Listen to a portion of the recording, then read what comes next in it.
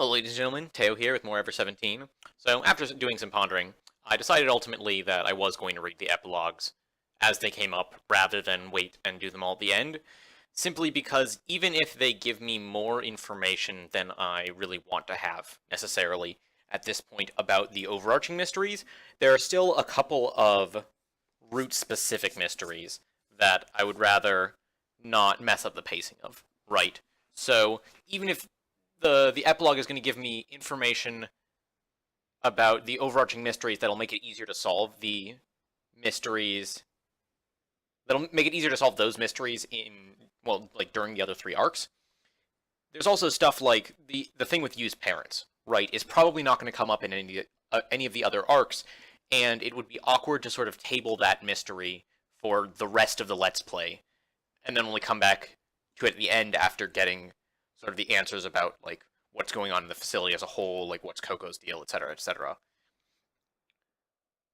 So, yeah, that's about it. Like, I don't know how spoilery it's going to be for the overarching mysteries. I can't imagine it's going to be that much, but I think it's important to get timely closure on the route-specific mysteries. So, here we go. 2 years later.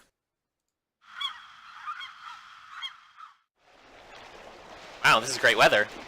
You and I were riding on a boat. And the infinitely deep blue ocean spread as far as we could see. A clear blue sky unfolded above us. There was a pair of seagulls flying overhead. The sea breeze whipped at us a little strongly, and you used her hand to hold her hair in check. She had recently started to grow her hair out. Somehow it looked like she might have been starting to look like her mom, her. What? Somehow it seemed like she might have been starting to look like her mom, her. What? Not sure how to parse that sentence. That, and she seemed to have become a bit more easygoing and ladylike. So how's college going? It's alright, I guess. Yes, I had somehow gotten into college and was in my first year. Of course, I was going to a different school than you, so we never got a chance to meet on campus. Why on earth did you decide to major in archaeology? You really want to know? That's why I'm asking. You know, it might be better if you didn't ask. Huh? You still sure you want to know? Is he going to tell her that he wants to, like, research the third eye? Because that would be super funny. Well, then I won't ask. Alright, I won't tell. Huh? Why, tell me! But you just said you weren't going to ask. Because you said I probably shouldn't. This is too confusing. You're the one who made this conversation confusing. Anyway, I guess I'll listen to your reasoning. There she went, changing her mind again. You can really be twisted sometimes. Come on, say I'm pure at heart. What are you talking about? If you were, then I'd be... Huh? You would be what? Then you'd be the pure-hearted kid? Hey, stop it. I'm not like I used to be. After that, I was reluctant to speak.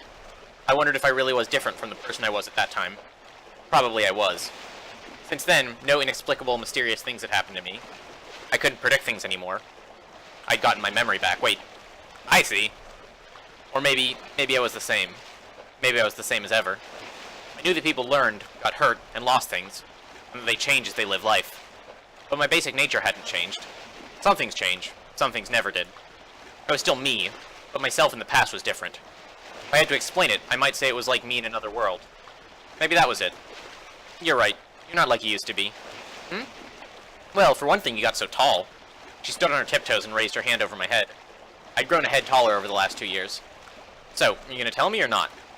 What? About the reason you majored in archaeology? Alright, it's because I want to know myself better. Wow, that's, less funny than I was hoping it was gonna be. To know yourself. Yep.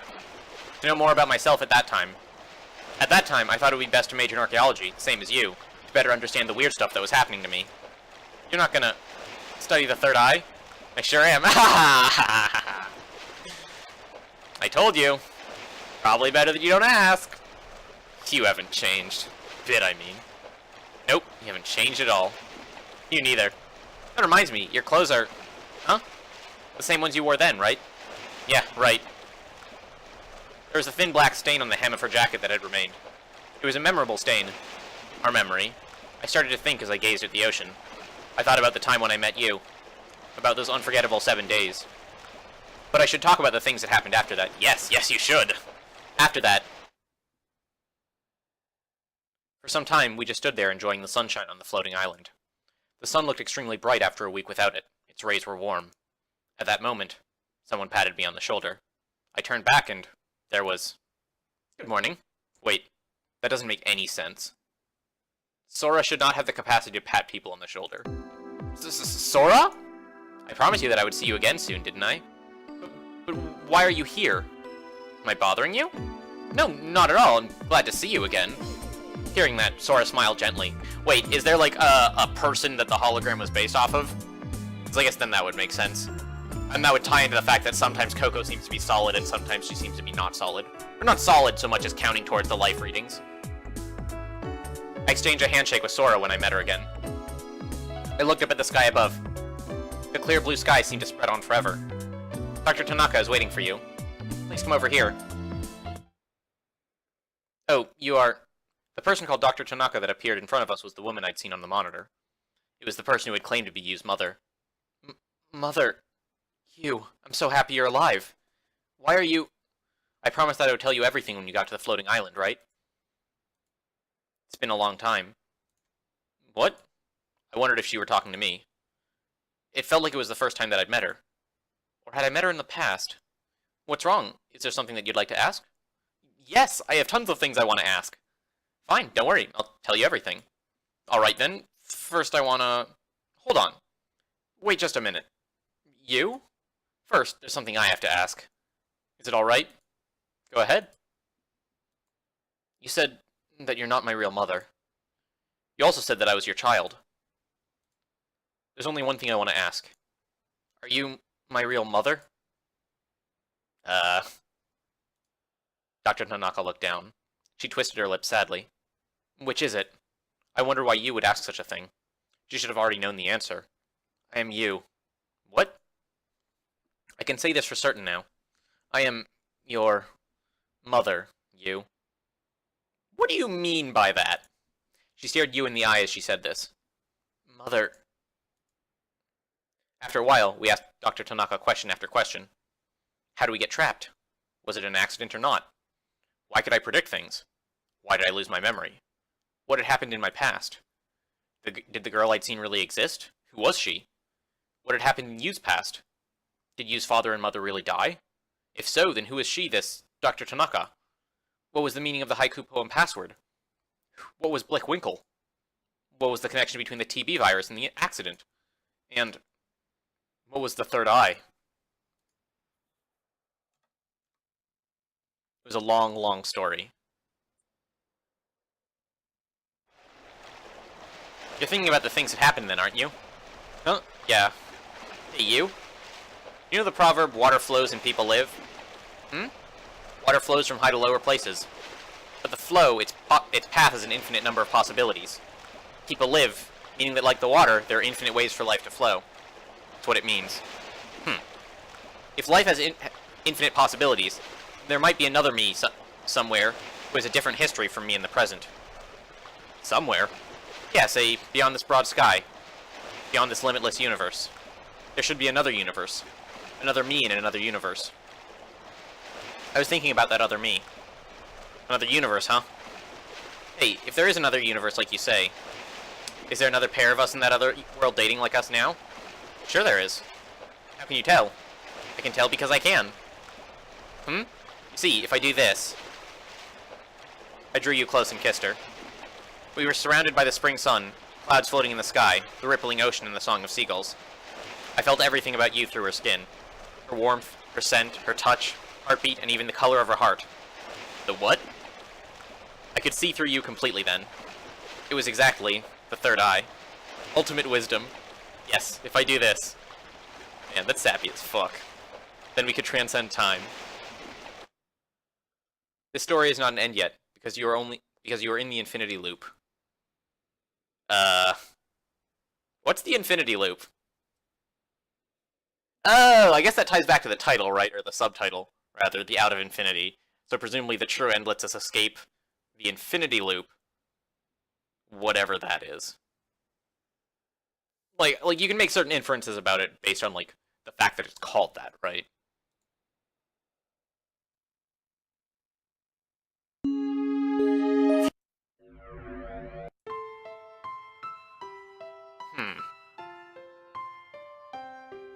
I'm still, like, super on the fence about whether or not there's actually time travel aspects to this game. Like, one of the quotes in the opening was, or like one of the like words that flashed across the screen when they were doing all the sci-fi mumbo jumbo, in addition to like the third eye, was like the many worlds theory.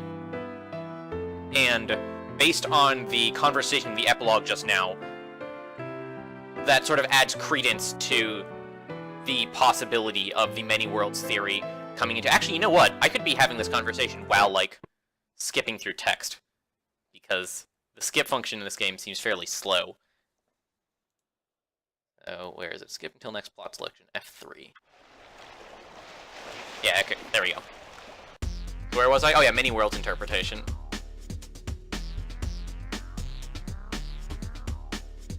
I forgot what I was going to say about the many worlds interpretation. Basically, that it might, like, have some... The world this novel is set in might function under the many worlds interpretation, and more to the point, that the many worlds interpretation might be relevant to the events of the story. That it might not be time travel, it might be, like, parallel dimensions. That, like maybe the kid has some ability to access information from other dimensions, so it's not traveling back and forth in time, but is getting information from other timelines, if that makes sense.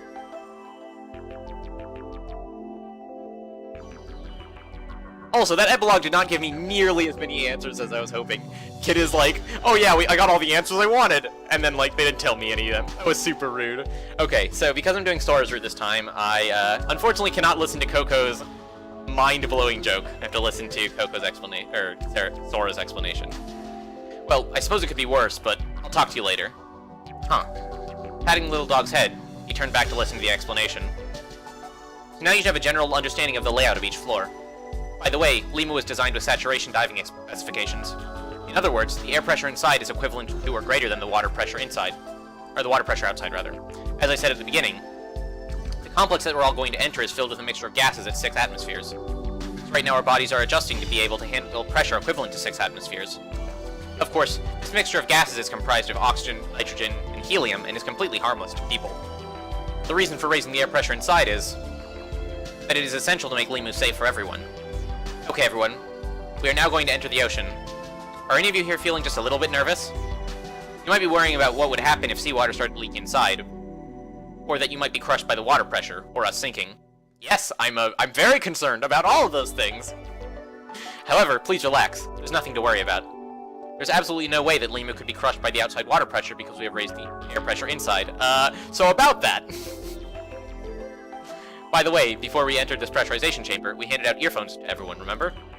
Yes, that's right, the earphones that everyone is using right now. These are not your average earphones, they're voice alternators. Limu is pumped full of helium gas, so without these on your ears, you'll sound like a duck. Here moved his voice alternators to see what would happen. Ah, it's true, people really do sound like ducks. Okay, this sounds familiar. Let me see what happens if I hit F3. Okay, so yeah, what's wrong with... Oh, this is new? Huh, what's wrong with my voice? You weren't listening to the explanation. What are you laughing at? Why are you smiling like that? Right, I'm supposed to talk like a duck here. You're acting really weird. Well, why don't you try listening to your own voice? Huh? So funny, you sound like an alien. Actually, if I remember correctly, Takeshi's probably also supposed to sound like a duck. Alien? Alien as in take us to your leader? Gooba Jooba Dooba space alien? Like a Martian or someone from planet Kwee or something? A star person? From the... okay, I'm done. I can't do this anymore. I think I said this last time I went through the prologue, but we're done with the duck voices. A star person? From the far edge of the galaxy with lasers? My joke was a lot funnier than that. That's enough. I can't take any more of this. Thanks. He placed the voice alternators back in his ears again and turned back to watch the staffer. And that pretty much covers it. In approximately 1 minute, the door in the side of the room will open. On the other side of that door is an elevator, and at the bottom of it, a brilliant paradise awaits. We hope that you enjoy yourself to your heart's content here at the Marine Theme Park Limu.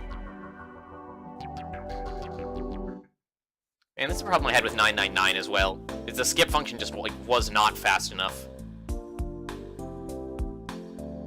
Like, in a perfect world, it like, wouldn't even go over the text, right? It would just skip immediately to the next plot selection, or it would have like a set like duration, right? It's like 2 seconds long or whatever. And no matter how much text there is between where you are and where the next plot selection is, it just goes through all of that in that like time frame. But instead we get to sit here, pondering our, you know, inevitable demise and such. How's everyone this day going? My day went pretty well. I just had a sandwich. It was a pretty good sandwich. Had cheese and lettuce and ham and bread. This is not a plot relevant choice, so I'll just do the one I've already chosen. What else happened today? Oh yeah, I also had some pork for an earlier meal. There was rice with it. It was hella good. It had salad on the side, which was not as good, but still good. Oh yeah, I remember this. This is the part where the kid gets assaulted by the crazy person in the tanuki suit. Right, and then he gets stuffed into the tanuki suit. I remember. This was hilarious. It's fun for the whole family.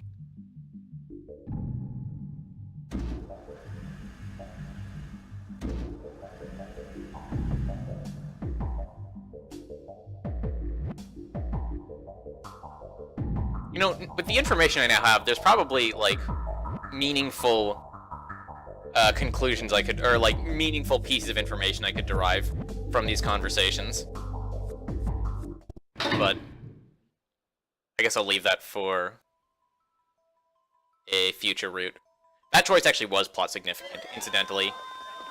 But, first of all, I think I actually chose the best option, because the like point values associated with the 3 options there are: 1 gives you no points, 1 gives you 1 point towards Tsugumi's route, and then the third one gives you 2 points towards Tsugumi's route, which is who are you, where you just like backtalk to her, which is funny. So one of the choices is actually just strictly better than the other 2 for like getting different endings. Okay, so here we're actually going to make a different choice than we did the first time around, because who am I gives or like is the trigger for the kids' routes, whereas I've got to find my friends is the triggers for Takeshi's route. And Sora is one of Takeshi's routes, so that is the choice we're going to go with right now. I've got to find them. Wait, why is the background green? I quietly opened the door. I turned the knob and the door of the elevator opened slowly. Oh, is that to indicate that, like, it's a different protagonist? System... oh god. Wiederaufnahme. I understood the mechanical announcement, but didn't understand what it meant. The battery is probably dead.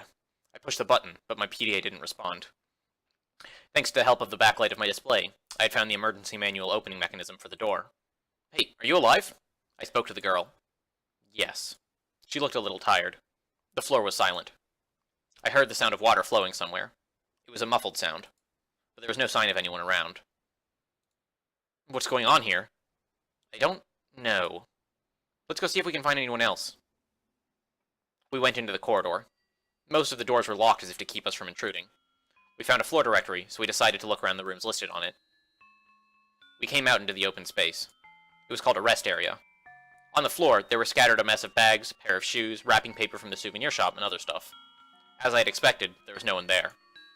There was a thick set of shutters in the circular space at the center of the area. I laughed and Empty laughed. I wonder if this area is under construction. That's probably why no one's here. Yeah, I'll bet that's why. Let's try the next place. We continued down the path we had been walking. The door down the corridor was shut firmly. Doesn't this door open? I don't think it will. I don't see a switch. We chose a corridor, which was open, and walked slowly down it. We didn't come across anyone.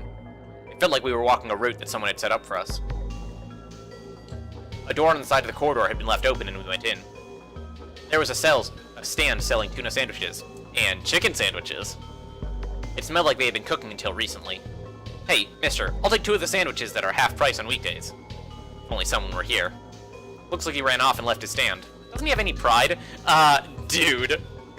If you think that somebody is gonna, like, stick around at a sandwich shop in, you know, the underground theme park when the theme park is collapsing, you have your priorities real messed up. Huh. There aren't any other customers here. Business isn't exactly booming, is it? I'm hungry. I wasted too much energy walking around. And my friends take off somewhere without telling me. Don't you think that's rude? Not really. Do you not? We just met, and I don't particularly care about you. Okay, whatever you say. I mean, whether or not you care about him doesn't change the fact that, like, bailing on your friends is rude, right? We returned to the corridor we'd come from, turned at an intersection and looked for other rooms. Everywhere looked the same. I wonder if everyone's hiding somewhere. Maybe they're trying to surprise us. What, is it like a birthday party or something? What? Why do you think so? Well, just kind of a feeling. I had to speak to stay calm. I felt like if I went quiet, I would return to the darkness of before. In the room we next went in, ruins were awaiting us. Lemurian ruins. They were filled with silence. If it weren't for the paper garbage strewn across the floor, it would have been hard to believe that anyone had been around. Where is everyone? Hey! Give me a break here. Where did everybody go? There's a limit to how far you can take a joke. Why doesn't anyone come out? I sank to the floor. I didn't know why, but I was having trouble breathing. Against my will, I started to sweat. What do you think? What happened here? Why haven't we seen anyone? I don't know. There's only one thing for sure. She said this without changing the expression on her face. This is not normal. If this keeps up, we could be in danger. Don't you think so? She stared at me with calm eyes. I thought I heard a low groan from somewhere. I swallowed nervously. I nodded uncomfortably. The next instant, the girl dashed to the other side of the corridor. I quickly stood up and followed her. I was exhausted, but I used every inch of my power to push ahead. We jumped into a small entrance on the side of the corridor. We headed up. We started climbing upstairs at top speed. We ignored our pounding hearts. We simply ran. We ran without looking back. We ran. We reached the top floor, and I put my hand on the emergency hatch connected to the floating island. The knob didn't budge. Damn, why won't it open? Kabang. The whole structure rocked. The hatch gave off a squeaking sound, and the knob bent unnaturally. This way! The girl screamed. We rushed back to the stairs again. We had no time to go down each step. We jumped down toward the direction where we could see the corridor. The impact with the ground rattled my knees terribly, but I ignored the pain. I was out of breath. I gasped.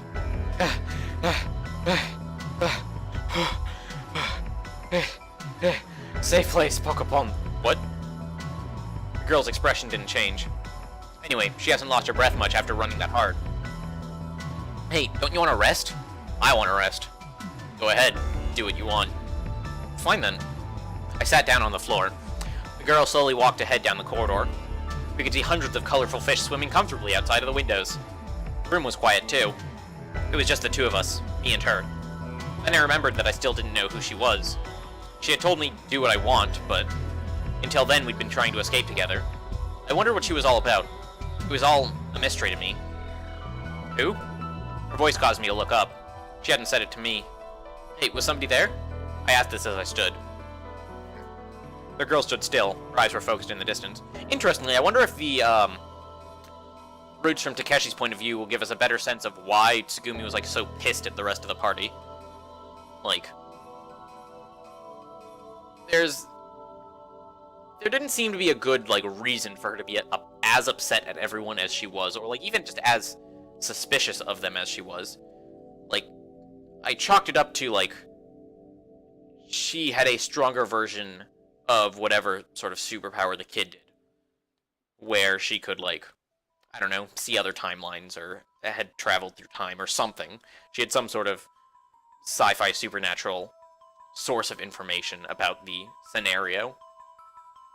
But it still didn't do a perfect job of explaining why she was so suspicious of everyone. I followed her gaze. A lady had appeared where there had been no sign of anyone a moment before, and she was dressed as a park employee. I hadn't heard any footsteps. What in the... When did she get here? From here. This area is not safe. Please escape. Please, you must escape from here. It is dangerous. It is dangerous. See, amusingly, I probably would have glossed over that the first time around, about the line about her appearing out of nowhere. But it makes a lot of sense, sort of, in retrospect, right, now that we know that she's a hologram. She looked slightly panicked. Hey, what happened? What's dangerous? Stay calm. Explain what's going on. to escape. We've had unexpected trouble. Level Delta, Teef, Blau. She mumbled this again. Please escape, please. Please get out of here. Crash. Oh, that's bad. Fwash. Ah! Glass shattered. A massive amount of seawater, and countless fish came flooding in. Hi, it's fish. It was as if they were attacking me.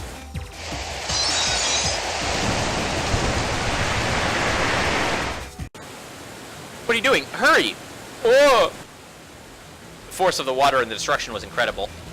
Its approaching swell mowed down everything in its path. It swirled and swallowed debris on the floor. Someone's dropped purse, a floor guide for the facility, anything and everything it encountered. I wondered how fast the water is moving. Ridiculous thoughts flashed through my mind. And I wonder how fast I can run. There's no guarantee that the water wouldn't catch me. Whoa, whoa, whoa! I ran frantically and jumped in the air. There was water flowing underfoot. Whoa! I slipped. I knew this was bad. If I took a spill, then I would be sleeping with these fish. You are so much trouble. I was carried along into the air. The girl had grabbed my arm and yanked me forward with incredible force. She ran lively, like a tiny Giselle. And her speed, it felt like I just hopped into a car. It almost felt as though she might rip my arm off. Her strength was unbelievable. Over here! Hurry! Hurry! I know! And even harder to believe was that the park attendant was running ahead of us, leading the way. When did she... It looked like she had just been sucked into the swirling waters ahead, but no.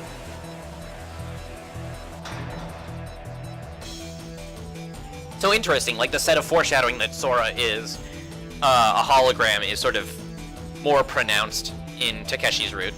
So I guess that makes me glad that I was able to call it ahead of time, even though I was on the kid's route first. Damn. It's no good. It's not functioning. Go back. There's no time. We bounded from the slope into another corridor. Crap. What way do we take out of here? We all ran without stopping, looking for an exit. It's a dead end. Can we go through here? Yes. I'm going. Hey, this isn't a corridor. Ugh!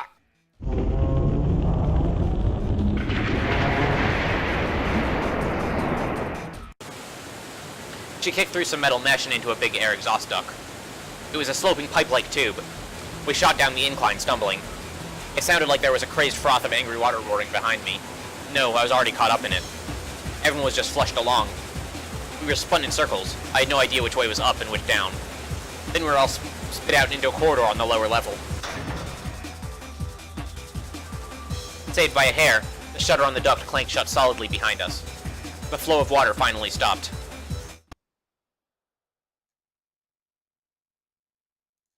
Ah!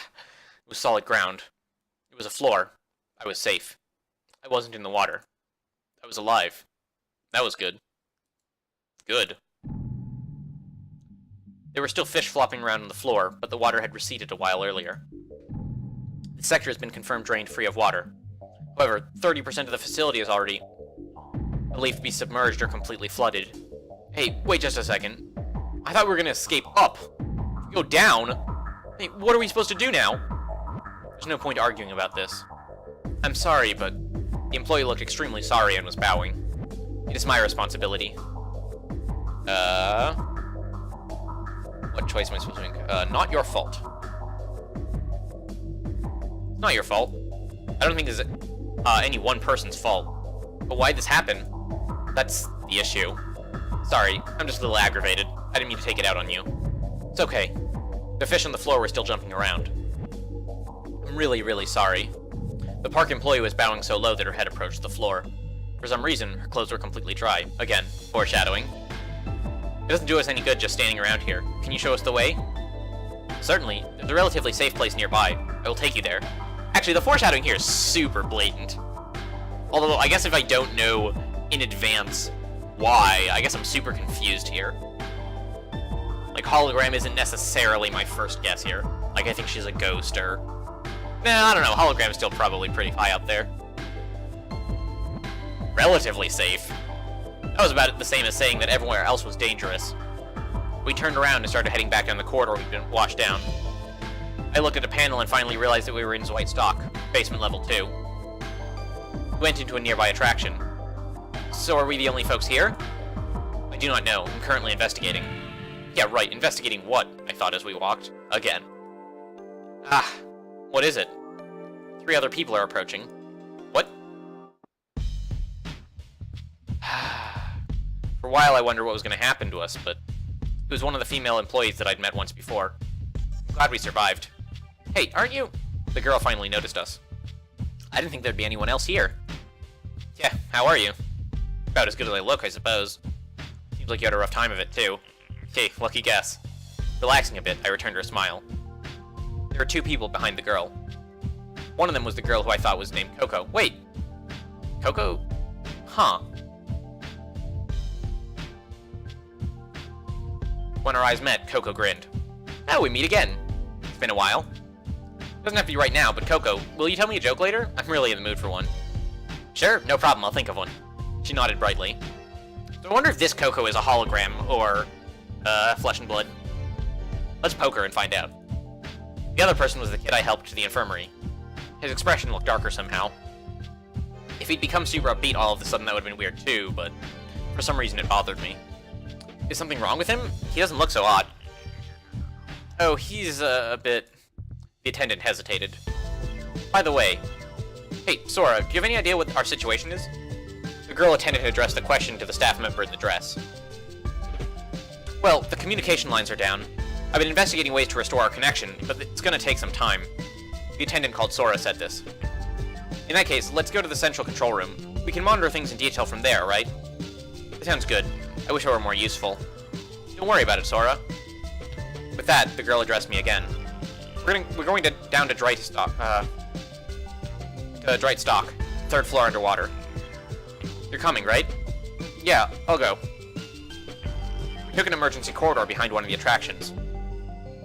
It looked like there were a number of these narrow corridors above and below other corridors and rooms.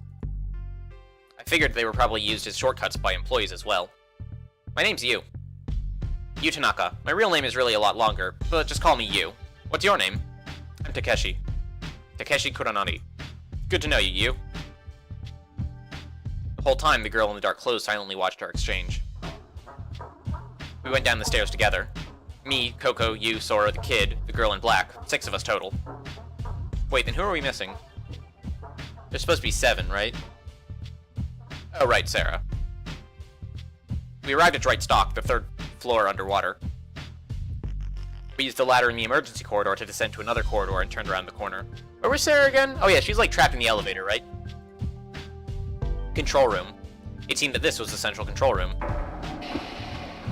What do you think? Can you learn anything from the computers here? Let's see. It looks like directly accessing it would be the fastest route.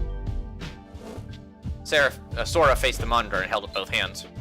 Instantly, the content of the screens began to change, with a number of windows opening, closing, and searches for data underway. Hey, you can operate these computers without even touching them? I've got the latest cell phone and it's got a touch panel. And it's got a kinetic recharge function. What's that? Huh? Oh, it means that even if the battery dies, if you walk around with it or shake it, it'll recharge itself. It takes a while, though. Huh, I wonder if his cell phone's gonna come up later in the route as, like, being relevant in some capacity. I took my PDA from my pocket and lent it to Coco. Like this? Coco took the PDA and shook it using short movements like she was shaking maracas. Okay, so this is interesting, because I don't think Coco stayed with the party nearly this long before. In fact, yeah, she didn't, right? Because, like, the rest of the cast, especially, like, Takeshi and Yu, were, like, skeptical of, like, every time the kid brought her up. I guess Takeshi would have known that she existed, because he would have remembered her from meeting her in the, original depressurization thing. But I don't think Coco stuck around nearly this long last time. Also, we now have confirmation that this is, like, this Coco is flesh and blood, right? Because she's messing with the PDA. So that explains the 7th life reading. Yeah, like that. The lamp that had indicated the battery was dead lit up. Oh, you're right. The harder you shake it, the more it lights up. The lamp flickered. I didn't know if she was having fun or what, but Coco kept up her maraca act for a while. It looked like the PDA wasn't broken. All I had to do was wait and it would probably work again. It seemed like the professional diving waterproof specifications it had boasted were actually true. Sora typed quietly on the keyboard. What? She was typing keyboard, but it looked like her hands weren't even touching the keyboard. I figured that was my imagination. Man, they're laying it on real heavy-handed here. I've learned something. Sora said it in a business-like manner. She seemed done with the computer. Everyone looked at her. Everyone, please be calm. As she said that, I noticed she looked a little pale. The room went quiet as the focus shifted to her. First, the first floor, Ever17. Ersta? Somebody in the comments was, like, ragging on me for my pronunciation. So, like, I'm pretty sure I'm getting it wrong. Here, I have it open in one of my other windows. Oh, no, never mind. This was for Dritte. Dritte. Huh.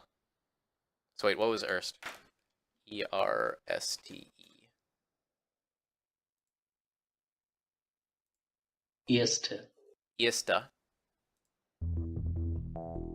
Esterboden. The whole room is flooded except for one segment of stairs. Flooded? The whole first floor? Fair warning, I'm like not gonna remember that in 5 minutes. I'm gonna go back to pronouncing it incorrectly. I apologize to any Germans who I have inadvertently offended. Or whose ears, if nothing else, I've offended. Yeah, all of the partitions have dropped and it isn't possible to get through to any of its corridors. In other words, there's no way up. That is correct. And as for Whitestock and Dritte, the watertight doors didn't close in time and Sector 3 is completely flooded. All other sectors on the other floors are completely fine. However, some rooms do have water from the flood we just experienced. Currently, the bilge pumps are functioning, but it will take a lot of time for the water to completely drain. Bilge pumps? Does that mean we have electricity? Let's see. Some parts of the electric system, including the elevator, are not functioning. The cause of this is unclear, but it would seem that circuit damage in each section is playing a role. That is another reason that I was not able to survey the situation adequately before. What does she mean she wasn't able to? Something about her words nagged at my mind, but I listened to the rest of what she had to say. Hologram. However, the generator is functioning normally and supplying power. As long as the generator is operating as well as the circuitry, the water should be cleared with time. Incidentally, the internal air pressure of the complex is 1 atmosphere. The air is 22% oxygen, 75% nitrogen, 3% helium, and the temperature is 24 degrees Celsius. So, what you're basically saying is, we're safe for a while, right? I'm sorry, that is correct. Everyone, we will be forced to wait inside the complex for a while. For a while? How long is that? Until help comes. I'm not gonna lie, every time I see this sprite, I get annoyed at how, like, large Sora's hand is. I'm continuously sending out a request for assistance. However, right now there's no guarantee that it will reach anyone. All communication lines to Incel Null, including the emergency ones, have been physically severed and are unusable. I've also been attempting to make contact via a seafloor cable network using sonar. Right now, I cannot estimate when the network will be back online. So we're like little kids lost smack in the middle of the ocean and don't hear SOS? Exactly. These are the cold, hard facts we had to face. There was a reason for everyone to get depressed. I sighed. Alright, we gotta stay in good spirits. One of the group was determined to dispel the gloomy atmosphere. He spoke so fast it was almost crazy. I'm a first-year student at, Humekon Girls College, and I work here part-time. My name is Yubise Haru Tanaka. I'll be your guide until the rescue team arrives. Wait, she just gives her name, like, right off the bat in this route? And it's like this big reveal in her route. Rap tap tap tap ta-da. What? Hey, wait, what'd you just say? I'm a freshman at Humekon Girls College. I work here part-time and only over the holidays. Well, I'm kinda new to this whole tour thing, but I will be leading the tour. No, after that. Huh? You mean my name? Yubise Harukana Tanaka. Wait, what? What? Is she a different person then? Because that is not her name from the other arc. This one... Right? Like, this one has Haru stuck in the middle of her name, which is, man, this is like first year stuff I'm supposed to remember. Haru is spring, right? And then Aki is fall. Yeah, because she had like Aki in the middle of her name in the other route, in her route, which like sort of tied into the haiku, right? So why is her name different now? What? That's so weird. Don't tell me there's something, like, super crazy going on. Like, Takeshi and the kid's roots are, like, 15 years divorced from each other. And then what was it? The mom we saw at the end of Yu's route is, like, this person in front of us here or something. That would be messed up. I mean, it would be sweet. But it would be messed up. Yubisei, what? Yubisei Harukana Tanaka. I can't get my tongue around that. Well, I said you can call me Yu. The long name is a pain, isn't it? Hey, I have a question. Another Gloom Destroyer appeared. What might that be? Can I call you Nakyu? Yes, please do. What is your name? Koko Yagami. And this is Pee-Pee. Ow, wow. Her pet dog appeared from nowhere. Boy, was she full of energy. Leave it to elementary school kids. And how old are you? I'm in 9th grade. What? What? What's the matter? No, it's nothing. I thought that surprises never cease. 9th grade, so 14, is he surprised about her age or something? Like, seems plausible for a 14-year-old. Okay, nice to meet you, Coco and Pee-Pee. Thank you. I guess he thought she was younger. Woof. What a cute dog. Ow, wow. So smart, too. I think so, too. I wonder if there maybe wasn't enough oxygen in the room. I was getting a headache. The girl in the black clothes gave our upbeat companions a cool stare. You noticed the look. And how are you over there? Huh? Why are you asking me? Aren't you together? Stupid. What are you talking about? What's that supposed to mean? Tsugumi. I realized the girl had spoken. Tsugumi Komachi. It was just loud enough to make out what she was saying. That's my name. Hi, Tsugumi. Nice to meet you. She turned her back. Yu shrugged slightly. I thought Tsugumi might have been embarrassed. There was something kind of cute about her. Tsugumi. I think that's a bird's name. I remembered her tugging me along in the aquarium and running like the wind. Is important.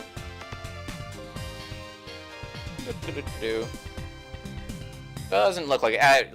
It wouldn't be relevant either way because I'm not going for Tsugumi's route this time.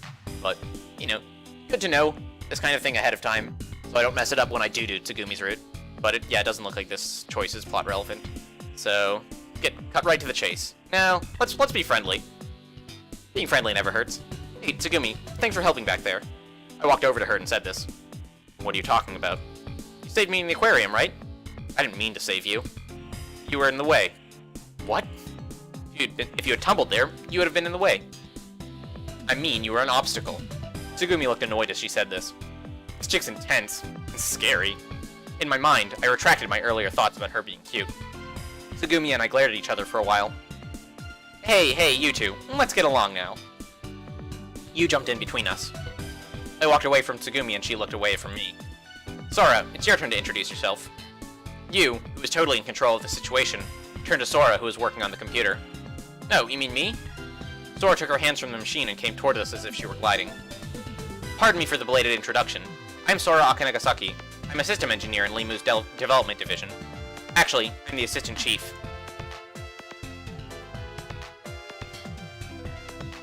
That choice is relevant. It gives me a point towards Sora's route. Assistant chief, so you're pretty high up then. Only a name. I'm really just an assistant. It's no big deal. But hey, Sora, weren't you up at the gate above ground? You were giving some kind of explanation at the entrance, right? I only heard half of it, but... Oh, you might be right. Are you the girl from before? That's right, so you noticed. We're short of people here. From time to time I do that kind of work. Sora smiled. I'm Takeshi Kuronari. I'm 20. I'm a junior at university. Nice to meet you. Yes, nice to meet you. Yep, mucho gusto. Everyone laughed cheerfully. Dumb. Everyone laughed except Tsugumi, that is. It took a little effort, but the atmosphere finally loosened up. You started gathering us up. Okay now, everyone. Now that we've just started having so much fun, it's time to say goodbye. Nakyu, wait a second. Wait a minute. Wait a minute. Why is Coco calling you Nakyu? That was Sarah's nickname for her in the kids' route, right? And then also there was the issue of the hologram thing being overlaid on Sarah. Like, in some that was my theory at least. Like there was some confusion, like after the whale room, about whether the person that he was interacting with was Coco or Sarah. Right? Everyone else seemed to think it was Sarah, and he thought it was Coco. Also, we haven't seen Sarah yet in Takeshi's route. Like she might show up in 30 seconds or whatever, but like. It's like starting to look like she just isn't here, right? Which makes me think that like this Coco and that Sarah might be the same person. Weird. Of course, I'm gonna feel really stupid now if Sarah just like shows up in a little bit. But man, this is weird. There's like all sorts of like tiny changes that they made between Takeshi's route and the kids' routes that are like getting me all paranoid.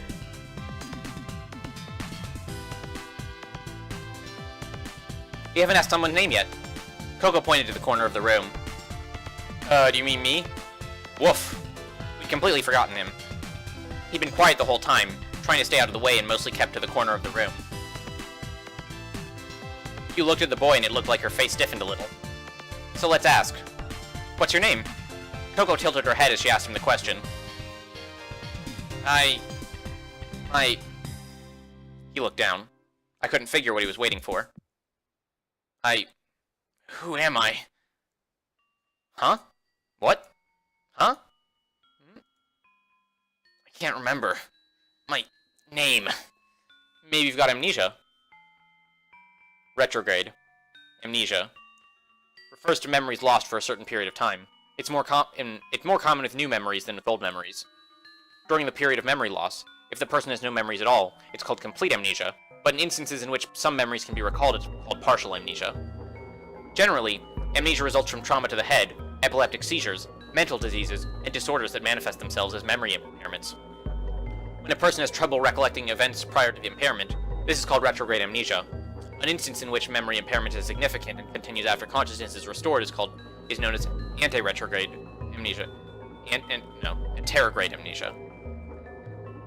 Amnesia caused by inherent mental factors is referred to as organic amnesia, while that induced by psychological stress is typically known as psychogenic amnesia, hysterical amnesia being the most typical example. This is an affliction in which the victim often cannot recall knowledge relating to his or her personal history, such as one's name, history, family, or friends, and is often the reaction to incidents too hard to endure, which incite an unconscious desire to escape, forget, or repress these experiences or events. Symptoms do not manifest in any particular way physically, and a person's brain function remains normal. People found wandering in this state are often taken in or seek help from authorities, such as the police. Young people in their 20s under severe psychological stress, such as those facing domestic violence or academic problems, marriage or financial difficulties, are the most typical victims. However, this illness can be used as a cover for criminal activities and can be difficult to detect the difference. This is especially seen in individuals with demonstrative personalities or pathological tendencies to lie. Normally, in a few days or months, or with the help of hypnosis or shock therapy, the memory should return. Complete amnesia can be spurred by retrograde life amnesia. Memories are usually restored gradually, beginning with older ones, and treatment methods include psychiatric care and hypnosis, both narcotic and naturally induced. Amnesia? That's right, you can't remember anything. Did you suffer a concussion? You might have bumped your head severely somewhere. Yeah, you could have taken a tumble, like when trying to escape. Tagumi had let loose a nasty snort when I said tumble. I don't know. I don't remember anything. Hey, where is this? We're in Limu, a marine theme park. Me. The kid glanced at Coco. He tilted his head. Coco was playing rock, paper, scissors with her dog Pee-Pee. I guess there goes my theory about the kid and Coco being siblings. Unless Coco has amnesia too, which doesn't... Or like, which we haven't really been given any cues for. We moved to a room with a kiosk in it. Thankfully, at least the electric drink dispenser was working. Each person poured the drink they wanted in a paper cup. For now, let's just make a toast and a prayer to everyone's safety. Cheers. Okay then, cheers. Cheers. The string of events leading to the sudden toast went something like this. Hey kid, don't you know anything about before? Not even something personal about yourself? What do I know? Oh. I know, kinda thirsty. That was the reason. It's pretty straightforward. I can get behind it. But reason aside, we needed a breather, so the timing was good. Hey Sora, what about you? Don't you want a drink? Sora was standing stiffly. No thanks. I'm not thirsty. Well, how about taking a load off? You've been standing the whole time. I'm fine, but thanks for your concern. Sure, I thought. Sora seemed older than me. She seemed polite and serious. She seemed the typical Japanese woman. Prim and proper could be one way of describing Sora. I looked around at my surroundings. Yu was next to the kid and chattering with him. Sometimes he would laugh or shake his head weakly. I could overhear bits of their conversation. They were talking about his memory. It's not that out of the ordinary. You'll be fine. It'll fix itself in time. It looked like the two of them were drinking orange juice. Tsugumi was away off from everyone and looking into the distance. I had no idea what she was drinking. I didn't have any idea what she was thinking either. After agonizing over whether to drink apple juice or Coco, Coco finally decided on both. But she proceeded to forget about her drink immediately, and Coco took a hold of Phoebe's front legs and started dancing around. It was a cute scene. After things had calmed down, Yu and everyone gathered in front of the kiosk. For a while, it looked like we were going to have to spend some time in Limu. So there are a few things I'd like to go over. First is what has happened. Next is what we should do now. Yu, would you mind if I address the first of those topics? Please do, Sora. Sora stood in front of everyone and held out her arms. Suddenly, a holographic window materialized in the air. I had no idea how the whole system worked, but I figured that it was the same one they had used at the entrance to the park. I will explain. And this is what she said. 12:45 p.m. Suddenly a blackout occurred. Case unknown, or cause unknown. Next, the emergency alarms began ringing. The cause of this is also unknown. Man, now I really want to, like, cross-reference these with the times from the kids' route. Because if they're different, then, oh baby, we got a stew cooking. 12:54 p.m. The Incel Null elevator shifts to its emergency power source and evacuation order is issued for the entire complex. Employees and visitors evacuated the premises. At this point, some people panicked and in the confusion opened the emergency corridor to the outside without going through decompression. It is highly probable that they are experiencing serious decompression sickness at this moment. The emergency corridor to the outside was left open for several minutes. 1:03 p.m. The opening of the emergency corridor disrupted the air pressure balance inside the complex and the devices responsible for adjusting the air pressure encountered problems. The complex started automatically pulling in air from the outside. As a result, a mixture of gas in the complex designed to maintain 6 atmospheres of air pressure escaped. Apparently helium, which is lighter than oxygen or nitrogen, leaked out first. Air pressure in the complex dropped to 1 atmosphere, the same as the level outside. 2:39 p.m. The major power source came back online. Lemme, the computer system responsible for overseeing Limu rebooted and reset the air pressure adjustment mechanism. The air ventilation ducts were closed. However, Limu was built to saturation diving specifications, meaning as long as the internal air pressure was the same level or higher than the outside water pressure, it was designed not to collapse, which meant 3:55 p.m. When the internal air pressure dropped to 1 atmosphere, it became impossible for the external partitions to withstand the external water pressure, causing the glass to crack under the pressure, thus resulting in flooding. Subsequently, to minimize the damage from the flooding, the emergency watertight doors had automatically shut, which brought us up to speed. I'd like to be able to gauge the current situation more accurately. However, some monitors and sensors are still not functioning normally. Also, wasn't this one of the areas that was like, the floor was covered in water during the kids' route? As a result, I can't obtain accurate data, and can only provide an outline of the situation. Hey, sorry to ask you the same question again, but the first floor above us is flooded, right? Yeah? Correct. I've requested confirmation from our complex management system, Lemme, and it has been confirmed. So we can't get out of here. Currently, the top priority is requesting assistance, so I'm doing my utmost to get the communication system back online. I must request your patience. Sora bowed her head. I was feeling depressed again. I didn't want to admit it, but we were in deep trouble. Well, all we can do for now is just wait for help, right? You just keep trying to make everyone feel better, don't you? Oh, I'm sorry, would you prefer my dark, despondent, we're doomed approach? It's not what I'm saying. Anyway, how about another drink? You came out with a huge industrial-sized bottle and held it up comically. I just can't get over how cheerful you are, given how totally screwed we are. I complained again without thinking. I said that's not it at all. I'm like it precisely because of the situation. You said this with a bit of a sulk. Yeah, you're right. Sorry. There's no need to apologize. Here you go. Plug. Gulp, gulp, gulp. She filled my cup to the brim with juice. Hey, hey. Slurp. But most of it was just bubbles. This is good. Isn't it? Slurp. Thanks for the juice. Anytime. It's on the house. You shouldered the massive bottle and took it back inside the shop.